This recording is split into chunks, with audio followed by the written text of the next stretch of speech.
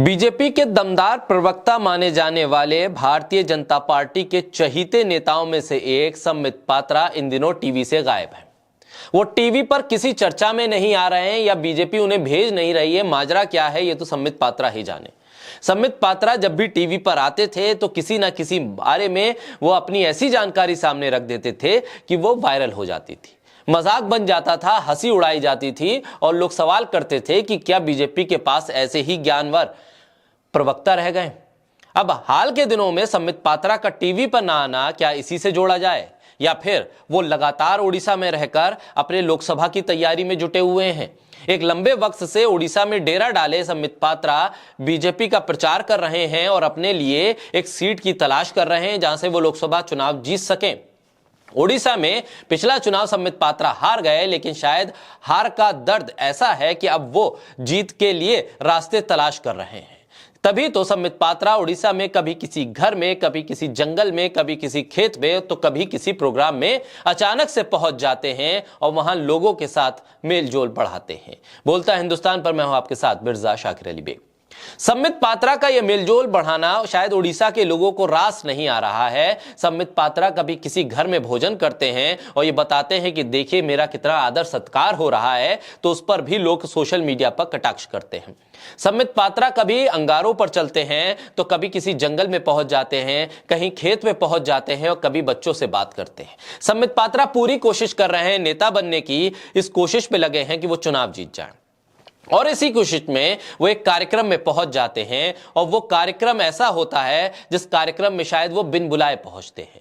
और बिन बुलाए मेहमान के साथ क्या होता है वो शायद संबित पात्रा के साथ हो गया। वायरल वीडियो हुआ तो लोग पूछने लगे कि आखिर जरूरत क्या थी बिन बुलाए पहुंचने की, आखिर गाना सुनाने की इतनी जरूरत थी तो फिर कहीं और सुना लेते, आखिर ऐसे क्यों बेइज्जती करवा ली। संबित पात्रा का ये वीडियो जब सामने आया तो पता चला कि संबित पात्रा मंच पे हैं और मंच पर कई ऑर्गेनाइजर भी खड़े हैं।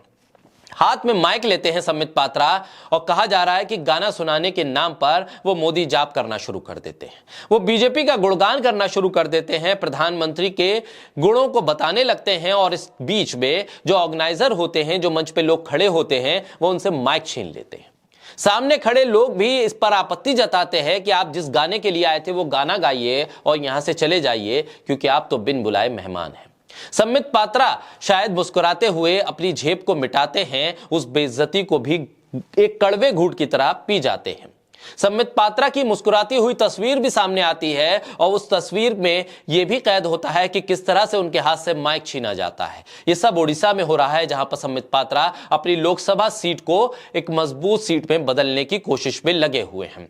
हालांकि वो भारत की एक सरकारी कंपनी में डायरेक्टर के तौर पर हैं, वहां पर सैलरी भी उठाते हैं, लेकिन फिर भी चुनाव तो जीतना जरूरी लगता है उनको, लोकसभा में पहुंचना चाहते हैं, इसलिए संबित पात्रा एक सांस्कृतिक कार्यक्रम में पहुंच जाते हैं।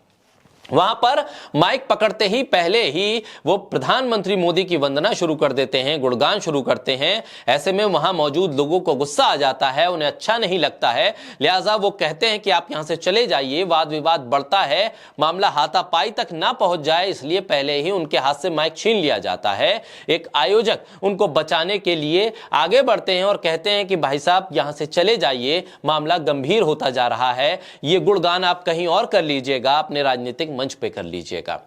ये भारतीय जनता पार्टी के प्रवक्ता डॉक्टर संबित पात्रा हैं, एक मीटिंग में बिना बुलाए पहुंच गए थे और अपना फर्जी भौकाल बना रहे थे।